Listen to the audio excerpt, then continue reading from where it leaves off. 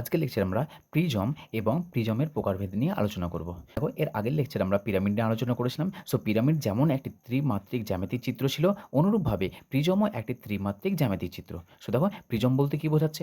একটি ত্রিমাত্রিক জ্যামিতিক চিত্র যার দুটি প্রান্ত সর্বসম ও সমান্তরাল বহুভুজ দ্বারা আবদ্ধ। তার মানে যার দুটি প্রান্ত থাকবে এবং প্রান্ত দুটি কেমন হবে?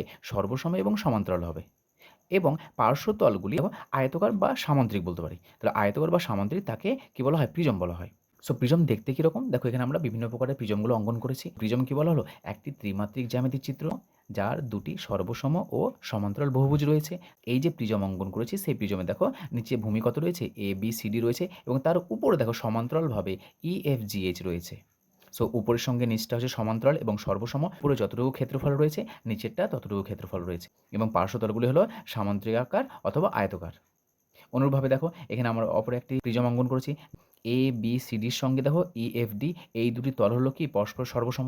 ছবিতে দেখে মনে হচ্ছে ছোট বড় কিন্তু এটা দূরে রয়েছে সেই জন্য ছবিতে ছোট দেখা যাচ্ছে, কিন্তু ABC এবং হচ্ছে EFD এই যে রয়েছে আমাদের, এই দুটি চিত্র হচ্ছে কি তারা পরস্পর ভূমি এবং পরস্পর সমান্তরাল, একে অপরের সঙ্গে কখনো মিলবে না। পার্শ্বতল যেগুলো রয়েছে পার্শ্বতলগুলো আয়তকার অথবা সামান্তরিক আকার। পরবর্তী নিচে একটা ভূমি রয়েছে এবং তার সঙ্গে উপর সমান্তরালভাবে রয়েছে, যারা পরস্পরের সঙ্গে মিলিত হচ্ছে না, কিন্তু পার্শ্বতলগুলি আয়তকার বা সামান্তরিক আকার।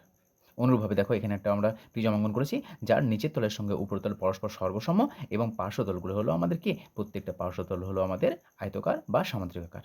এবার দেখো প্রিজমের প্রকারভেদ। সো প্রিজমকে কয়ভাবে ভাগ করা হয়? যেমন আগের লেকচারে আমরা দেখো কি করেছিলাম যে পিরামিড, সেই পিরামিডে যেমন বিভিন্ন প্রকার হয় ভূমির উপর নির্ভর করে, অনুরূপভাবে প্রিজমেরও বিভিন্ন প্রকার রয়েছে।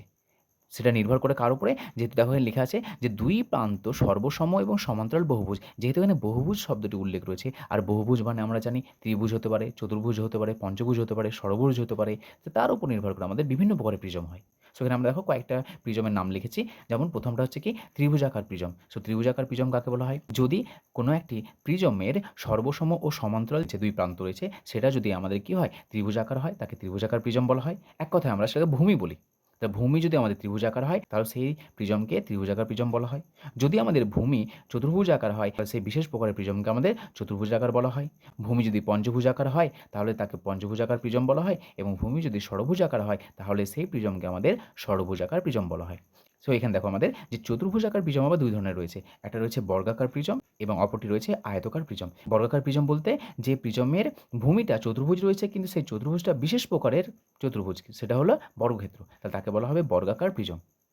এবং সেই চতুর্ভুজাকার প্রিজমের যদি চতুর্ভুজটা আমাদের আয়তক্ষেত্র হয় তাহলে তাকে বলা হয় আয়তকার প্রিজম। তো দেখো আমাদের যে প্রিজম রয়েছে সেই প্রিজমের বিভিন্ন প্রকার প্রিজমের চিত্র অঙ্কন করেছি। যেহেতু দেখো এটা হচ্ছে ভূমি, এটা ভূমি এবং ভূমি দুটো হলো আমাদের ত্রিভুজাকার, সো একে বলা হচ্ছে ত্রিভুজাকার প্রিজম। দেখো এই প্রিজমের ক্ষেত্রে ভূমি রয়েছে আমাদের চতুর্ভুজাকার, সো এটাকে বলা হয় চতুর্ভুজাকার প্রিজম।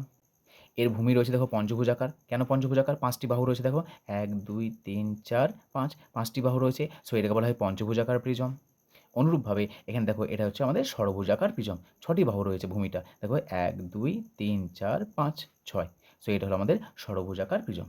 সুতরাং আমরা ভূমির উপর নির্ভর করে আমরা প্রিজমকে বিভিন্নভাবে ভাগ করতে পারি।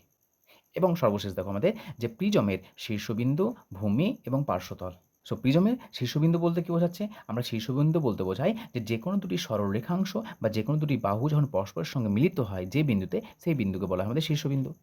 অথবা আমরা বলি যে কর্নার পয়েন্ট। যেমন ধরে নাও এখানে দেখো যে AB এবং BC এই দুটি হচ্ছে বাহু, সেই বাহু দুটি কোথায় ছেদ করেছে বলো তো? B বিন্দুতে ছেদ করেছে, সো B হলো একটি শীর্ষবিন্দু।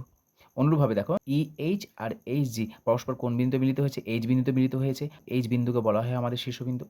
ভূমি কাকে বলা হচ্ছে? ভূমি নিচে যে অংশটা রয়েছে দেখো সেই অংশটাকে বলা হয় প্রিজমের ভূমি। এবং নিচের ভূমি এবং উপরের ভূমিটা কী হবে? পরস্পরের সঙ্গে সমান এবং সমান্তরাল হবে। সো এটা হলো আমাদের চতুর্ভুজাকার ভূমি।